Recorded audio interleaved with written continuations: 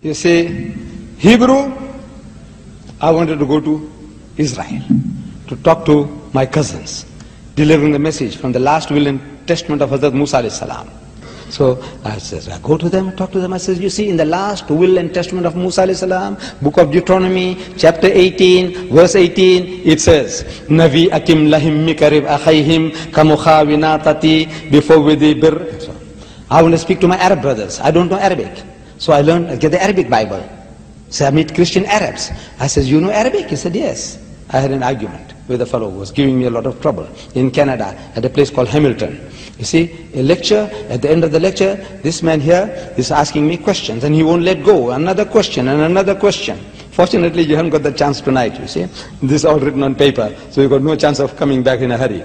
But that man there, verbal question, one question, I answer that, another one and another one. Eventually when the meeting is over, he's still around me, he won't let me go. From his tongue I can make out he's an Arab, and from his what he's asking, I know he's a Christian. So I said, you Arab? He said, yes. He said, I'm a Christian from the Lebanon. I said, you know Arabic? He said, yes. Of course, he says, that's my mother tongue. I said, go, you don't know Arabic. This is intellectual judo. You know judo? Intellectual. You say, no, I mustn't do it like that. So I said, look, you are 1,000 million, you're doing your own way. Go ahead, I'm not interfering with you. This is my way. You see? When I was young, I did judo, I did boxing, I did wrestling, I did weightlifting. Therefore, you see, I'm 69, I'm still standing straight.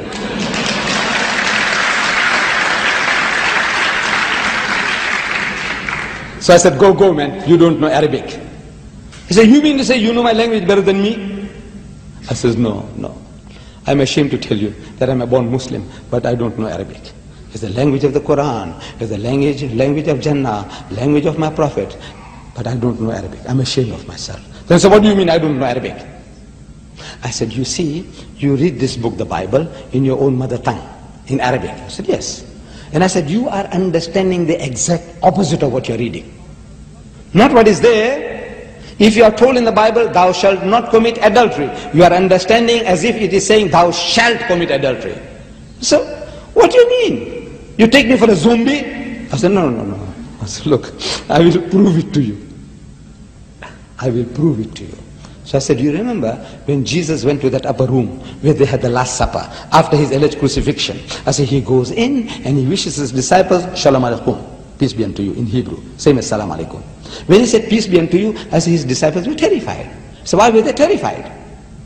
When you meet your long lost master, your uncle, your grandfather, you're happy. The Arab, as he embraces one another, kisses one another, I used to feel very funny before, but I'm used to it now.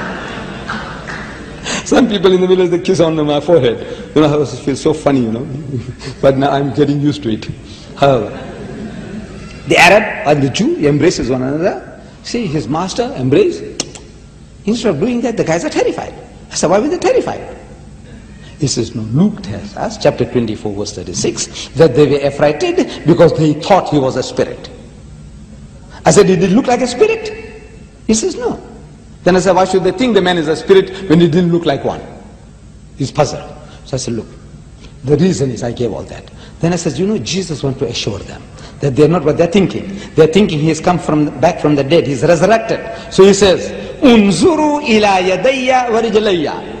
Says, behold my hands and my feet. Inni ana huwa, that it is I myself. So husuni wanzuru, say, handle me and see. Fa inna ruha laysa lahu lahman wa izamun. For a spirit has no flesh and bones, as you see me have. And they felt him, and they believed not for joy, means they were overjoyed and wondered. What happened, man? We thought the man was dead and buried.